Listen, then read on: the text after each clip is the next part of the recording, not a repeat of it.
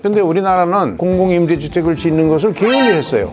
그래서 지금 공공임대주택이 8%밖에 안 되고 올림픽대로를 재화하자는 게 있습니다. 현재 있는 아파트를 한강변으로다가 한 100m쯤 앞당겨 끌어내면 한 10만 세대의 정부가 대지가 생기니까 거기다가 공공장기 임대주택을 공급하자. 시청 앞에서 1시간 내 거리에 골프장이 너무 많아요. 근데 그중에 3개는 정부가 운영해요. 페어웨이에다가 주주들 동의를 받아가지고 거기다가 공공장기 임대주택을 짓자. 제가 계산해 보니까 한 10만 세대가 나오더라고요.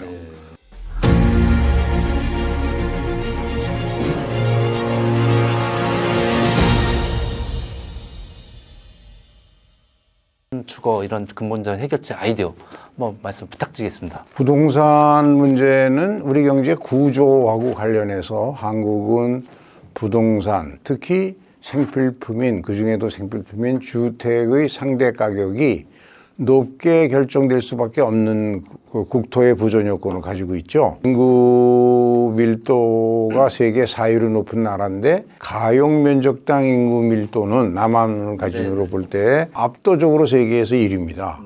그 말은 왜냐하면 국토의 68%가 바위산이라 사람이 살 수가 없거든요. 그러면 당연히 거기서 나오는 결론은 주택의 상대 가격이 높을 수밖에 없는 나라죠. 그런데 과거 수십 년을 두고 경제 개발이 된 박정희 대통령 때부터 출발해서 그 주택을 싱가포르나 대만처럼 많은 선진국처럼 꼭 생필품적 성격에 해당하는 중산층 이하의 주택 공급은 정부가 개입해서 안정되게 해주는 그런 정책을 폈어야 되는데 그걸 등한시하고 그냥 시장 경제에다가 내맡긴. 그래서 이제 일반적으로는 세계 선진국들이 전체 주택 거래량 중에 한 20% 정도는 공공 장기 임대주택.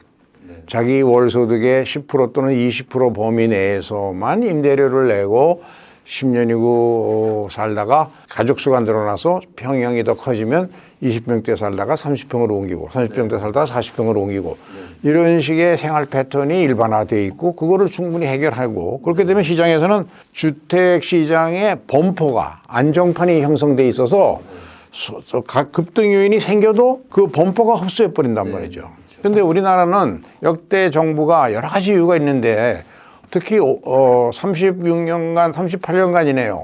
현행 헌법하에서 5년 단임제를 해오지 않았습니까?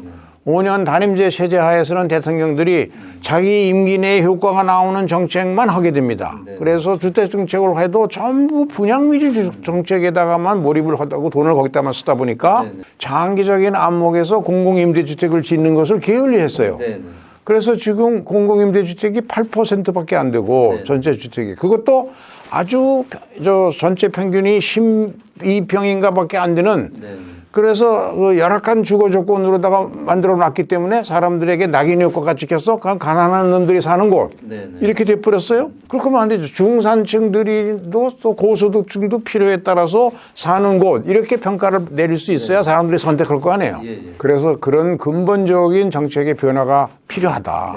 그래서 여러 가지 아마 정부가 곧 공급 정책을 발표할 텐데 과거에도 제가 몇 가지 대안을 냈었는데 예를 들면 양당이 지금 공동정책 공약 중에 올림픽대로를 지하화하자는 게 있습니다. 그럼 뭐 지하화하면 그 지하화해서 교통 안 막히는 거 위주로 그 많은 돈을 쓰고 지하화하냐 그것만 할 게 아니라 지하화하고 현재 있는 아파트를 한강변으로다가 한 100m쯤 앞당겨 끌어내면 그리고 그 용적률을 현재 30층 기준인데 그걸 60층 기준으로 올려주면 현재 아파트 소유자들은 자기 주택 가격이 올라가니까 다 찬성할 거 아닙니까?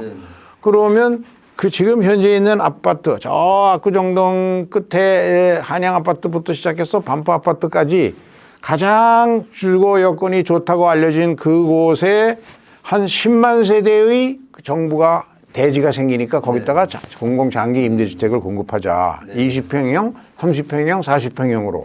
그러면 거기 사는 사람은 편리하게 직장 출퇴근하고 아이들 교육시키고 문화생활하고 병원 다니고 문제 없으니까 그렇게 하는데 그것이 임대주택을 그러다 줘야지 저 출근거리가 1시간 반, 2시간 되는 저 경기도 외곽에다 지어놓고 그것도 작은 규모로 지어놓고 거기 뭐 가 살아라. 그러니까 이 임대주택 돈만 쓰고 효과가 없는 거죠.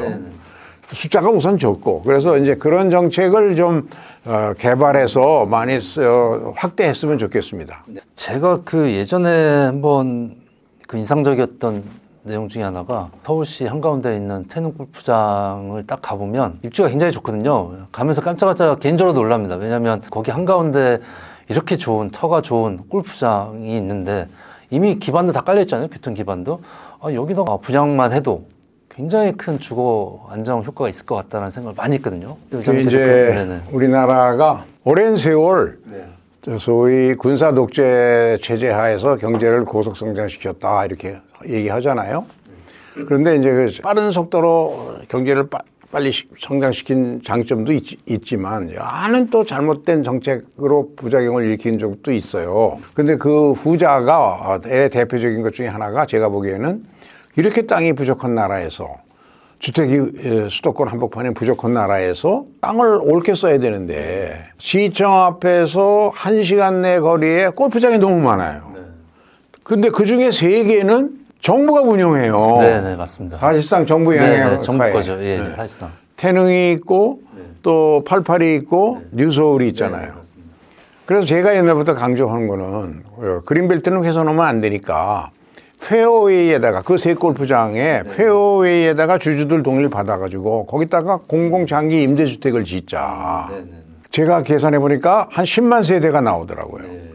그러면 예를 들면 이제 퇴직하신 분들, 퇴직하신 중산층들은 시내 한복판에 살 필요 없으니까 그런 골프장이 쾌적한 곳에서 20평, 30평, 40평 중에 자기가 필요한 대로 선택해서 가서 자기 능력대로 살게 하면 되지 않냐. 그러면 수도권의 주택가격 상승을 굉장히 완화시키는 그런 필요가 있죠. 그러니까 임대주택을 늘려야 되는데 공공장기 임대주택으로 늘리고 평형도 좀 키우면서 그다음에 이거를 수도권에 짓는 게 중요하다 이거죠. 그런데 거기에 따르면 현재 기득권을 갖고 있는 사람들이 저항할 겁니다. 이걸 극복하는 리더십이 있는데 제가 이 이야기를 더 강조하는 것은 지금 이재명 대통령은 역대 어떤 대통령보다 제가 보기에는 굉장히 명철한 판단력과 리더십을 가지고 있어요. 여당이 국회도 다수당이니까 그러면 할 수 있지 않냐 그런 생각이죠.